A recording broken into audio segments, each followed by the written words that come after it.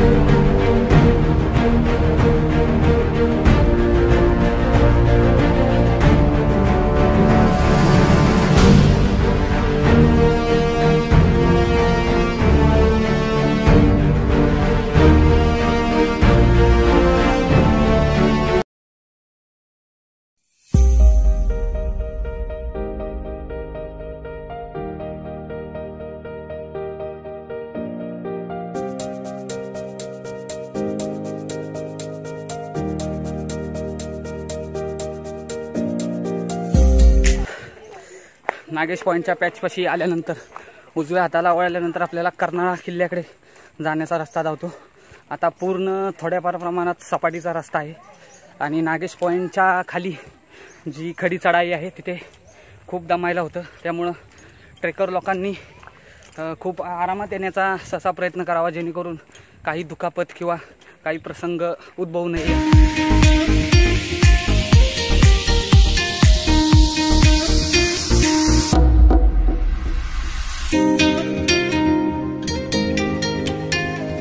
नागेश पॉईंटच्या जवळपास 10 मिनिटाच्या पायपीटीनंतर आपल्याला पुन्हा एक खडी चढायला लागते आणि ती खडी चढाई चढल्यानंतर संपूर्ण असं पूर्ण पठार लागतं आणि जिथून आपल्याला पनवेल साईडचा पूर्ण परिसर, खोपोली साईडचा पूर्ण परिसर दिसतो। आणि आता तुम्ही बघू शकता आपण कर्नाळा किल्ल्याच्या जवळपास पोहोचलेलो आहे। समोरच तुम्हाला कर्नाळा किल्ल्याचा सुळका खुणावत आहे, नीट निरखून बघा तुम्ही। तर कर्नाळा किल्ल्याच्या आपण जवळपासच पोहोचलेलो आहे। तर आता आपण कर्नाळा किल्ल्याकडे जात आहोत.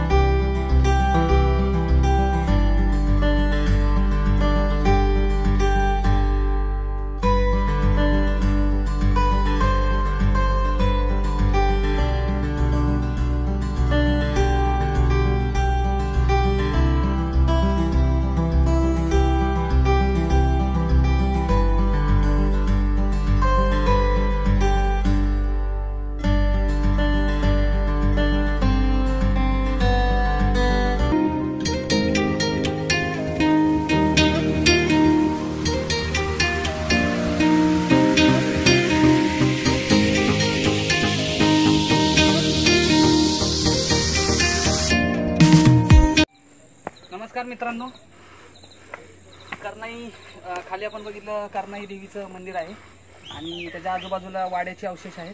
पण गवत वगैरे वाढल्यामुळे ते वाड्याचे अवशेष आपल्याला दिसत नाहीत आणि तिथूनच वर आल्यानंतर हे आपल्याला पहिलं प्रवेशद्वार लागतं. गडाचा म्हणजे दरवाजा सध्या अस्तित्वात नाही आहे, पण त्याचे काही अवशेष आहेत आणि त्याची ही बघा पाटी पण लावलेली आहे की प्रवेशद्वार.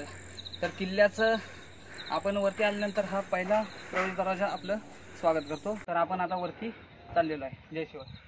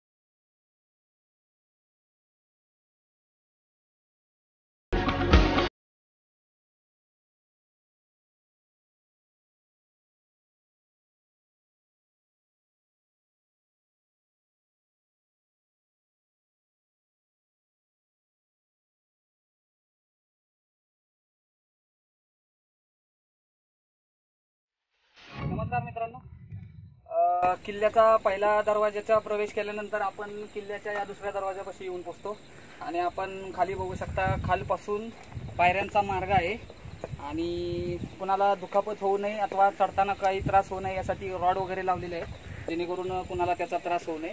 आणि हे गडाचं दुसरं प्रवेशद्वार आहे आणि या प्रवेशद्वारावर तुम्ही बघू शकता इथे वेगवेगळ्या प्रकारची ही शिल्पे कोरलेली आहेत. शिल्पे कोरलेली आहेत. यादवकालीन, भोजकालीन तसेच शिलाहारकालीन पासून अस्तित्वात असलेला हा कर्नाळा किल्ला. कर्नाळा किल्ल्याचा हा तिसरा प्रवेशद्वार आणि तुम्ही बघू शकता नुकताच कर्नाळा किल्ल्याला हे प्रवेशद्वार बसवलेलं आहे आणि सह्याद्री प्रतिष्ठान महाराष्ट्र राज्य आमचे मित्र तसेच सह्याद्री प्रतिष्ठानचे सदस्य श्रमिक चंद्रशेखर गोजमगुंडे यांच्या माध्यमातून किंवा सह्याद्री प्रतिष्ठानच्या माध्यमातून प्रत्येक किल्ल्याला प्रवेशद्वार बसवण्यात आलेले आहे. आत्ताच नुकतंच 15 सप्टेंबरला सज्जनगड या ठिकाणी सह्याद्री प्रतिष्ठानच्या माध्यमातून प्रवेशद्वार बसवण्यात आलेला आहे आणि 8 ऑक्टोबर आणि 13 ऑक्टोबरला नुकतंच सरसगड आणि सिंहगड या ठिकाणी प्रवेशद्वार बसवण्यात येणार आहे. तरी सह्याद्री प्रतिष्ठान यांचं मी मनपूर्वक अभिनंदन करतो. तर महाराष्ट्रातील जास्तीत जास्त शिवभक्तांनी आणि शिवप्रेमींनी जास्तीत जास्त संख्येने त्या इतिहासाचा साक्षीदार होण्यासाठी नक्की तेथे उपस्थित राहावे ही सर्वांना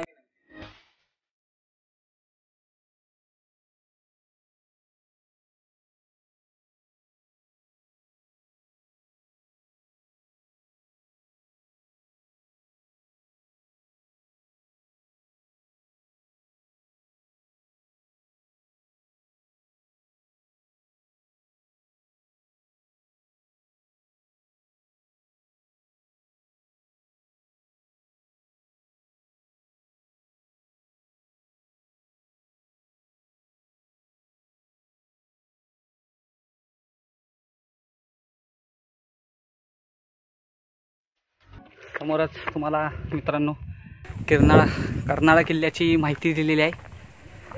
कर्नाळा किल्ला छत्रपती शिवाजी महाराजांनी कर्नाळा किल्ला यवनांकडून जिंकून स्वराज्यात सामील केला. त्यानंतर या किल्ल्याचे किल्लेदार आद्य क्रांतीवीर वासुदेव बळवंत फडके यांचे आजोबा अनंतराव फडके यांची नेमणूक करण्यात आली होती. तर मित्रांनो, कर्नाळा किल्ल्यापासूनच पनवेलकडे जाताना शिरडोन हे गाव आहे, जिथे वासुदेव बळवंत फडके यांचं जन्मस्थान आहे. तर कर्नाळा किल्ल्याला ज्यावेळी तुम्ही भेट देता त्यावेळी वासुदेव बळवंत फडके यांचं जन्मस्थान आणि त्यांचा जीर्ण अवस्थेत असलेला वाडा हा तुम्ही नक्की बघा. कारण आपण त्यांच्या वाड्याला किंवा जन्मस्थळी भेट देऊन आपण त्यांच्या आठवणींना उजाळा देऊ शकतो.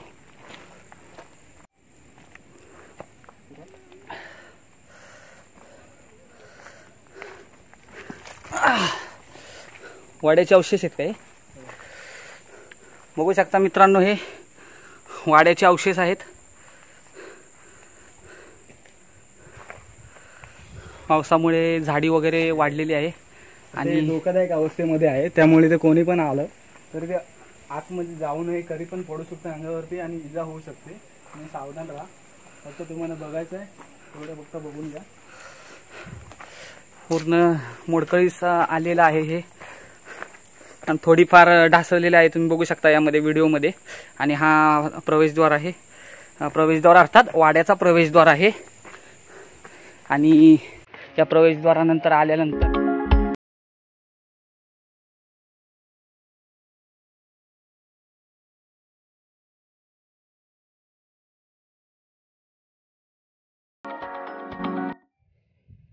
तर मित्रांनो, आपण आता कर्नाळा किल्ल्याच्या सुळक्यापाशी आहे आणि तुम्ही बघू शकता, मला दाखवतो. तुम्ही बघू शकता ही पाण्याची टाकी आहे. वरती कर्नाळा किल्ल्याचा जो सुळका आहे त्या सुळक्याच्या बरोबर आपण म्हणू शकतो सुळक्याच्या खाली पोटामध्ये पाण्याची टाकी आहे. सलग समोर म्हणजे त्या वाड्याचे जे अवशेष आहेत तिथून वरती आल्यानंतर सलग जी लाईन सुरू होती ती पाण्याच्या टाकींची लाईन आहे. आणि खूप छान असा महाराजांनी उपक्रम अर्थात व्यवस्थापन केलेलं आहे, जेणेकरून महाराजांनी सांगितलं होतं की उदक पाहून किल्ला बांधावे, म्हणजे पाण्याची वगैरे व्यवस्था बघूनच किल्ल्याचं व्यवस्थापन करावं. तसं व्यवस्थापन आज आपल्याला इथं पाहायला मिळते. आपण जरी वर आलो, आता बहुतेक जण खूप जण इथे वर आले तरी थकवा जाणवल्यानंतर आपण या पाण्याच्या टाक्यातील पाणी पिऊन तहान भागवू शकतो. आणि प्रत्येक किल्ल्यावर ही पाण्याची टाकी वगैरे आहे. आणि तुम्ही बघू शकता खूप निर्लज्ज पद असं कार्य, खूप निर्लज्ज पद असं कार्य काही लोक करत आहेत. पाण्याची टाकी आहेत तर त्यांनी पाण्याच्या टाकीच्या आतमध्ये व्हाईट अक्षरमध्ये मुलामुलींची नावं, म्हणजे जी जोडपी वगैरे फिरायला येतात त्यांनी मुलामुलींची नावं वगैरे लिहून अक्षरशः घाण करून टाकलेले आहे. तर सर्वांना माझी विनंती आहे की किल्ल्यावर आल्यानंतर कोणी असा प्रकार करू नये. कारण महाराजांचे किल्ले म्हणजे काही मौज मजाक मस्ती करण्यासाठी नाही आहे, तर इतिहासाचं संवर्धन करण्यासाठी आहे. आज जसं सह्याद्री प्रतिष्ठान खूप काही संस्था वगैरे या किल्ल्याचं कामकाज पाहत आहेत. किल्ल्यावर दरवाजा वगैरे महादरवाजा वगैरे बसवण्याचं काम चालू आहे. तर अशा पद्धतीचं काम सर्वांनी करावं ही सर्वांना विनंती. अशी घाण कुणी करू नये.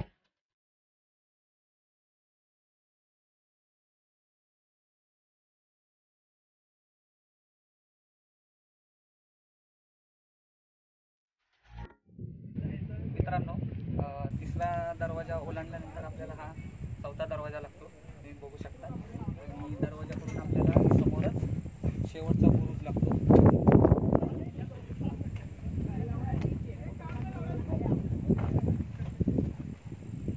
दुर्गेश पाटील. पुन्हा मला नमस्कार, माझं नाव दुर्गेश पाटील. मी मूळचा वसईचा आणि मी सध्या मिठीबाई कॉलेज विलेपार्ले इथे वनस्पतीशास्त्र या विषयात मध्ये MSc करत आहे. आणि गेल्या 4 वर्षापासून मी वनस्पतीशास्त्र आणि त्याबरोबर ट्रेकिंग हे 2 ज्या विषय आहेत ते सोबत घेऊन चालत आहे. तर नेहमी गडावर येणं जाणं असल्यामुळे यावर्षी मी एक वेगळा प्रकल्प हाती घेतला आहे. आणि कर्नाळा हा किल्ला एक काय बोलूया म्हणजे वनस्पती नाही, पक्षी अभयारण्य असल्यामुळे इथे एक वेगळं महत्त्व आहे. प्लस इकडे किल्ला असल्यामुळे याला हिस्टॉरिकल म्हणजे ऐतिहासिक महत्त्वसुद्धा आहे. तर इकडे कुठल्या अशा प्रकारच्या वनस्पती आढळतात ज्या फक्त पावसाळ्यामध्ये येतात, किंवा अशा खूप साऱ्या वनस्पती रेअर. आता पावसाळ्यामध्ये वनस्पती रेअर का असतात, कारण की त्या फक्त 2 महिन्यामध्ये त्यांची फुलं येतात आणि 2 महिने फुलं जाऊन त्यांचं जे लाईफ सायकल आहे, जीवनचक्र आहे, ते कम्प्लीट होऊन जातं. त्यामुळे हे जास्त कोणी त्याच्यावर रिसर्च किंवा त्याच्यावर कोणी संशोधन केलं नसल्यामुळे कर्नाळा किल्ल्यामध्ये किंवा त्याच्या आसपासच्या एरियामध्ये अशा कुठल्या वनस्पती आढळतात याबद्दल मी एक निरीक्षण नोंदवत आहे. तर गेल्या 3-4 महिन्यापासून मी एक नेहमी इथे येऊन भेटी देत आहे आणि त्या दरम्यान मला अंदाजे एक 70 ते 80 वेगवेगळ्या प्रकारची फुलं आढळलेली आहेत. त्याच्यामध्ये बरीचशी ही फक्त महाराष्ट्रामध्ये किंवा आपल्या सह्याद्रीमध्येच आढळतात अशी पण फुलं आहेत. तर त्याबद्दल अजून प्रोजेक्ट पूर्ण झाला नसल्यामुळे मी जास्त काही माहिती देऊ शकत नाही. त्यामुळे याचा अजून अभ्यास होईल आणि पुढे जाऊन कर्नाळा किल्ला आणि आसपासच्या परिसराला एक संशोधन केलेलं असं एक वेगळं महत्त्व प्राप्त होईल. अशा दृष्टीने एक माझं एक छोटं पाऊल आहे आणि माझी अशी इच्छा आहे की मी सुद्धा असं ठरवलं पुढे जाऊन की आता MSc झाल्यानंतर अजून किल्ले आहेत, बरेचशा अशा खूप जागा आहेत, तिकडे अशा प्रकारचे संशोधन झालं पाहिजे. तर बेस्ट ऑफ लक तुझ्या प्रोजेक्टसाठी. थँक्यू. पुढील वाटचाल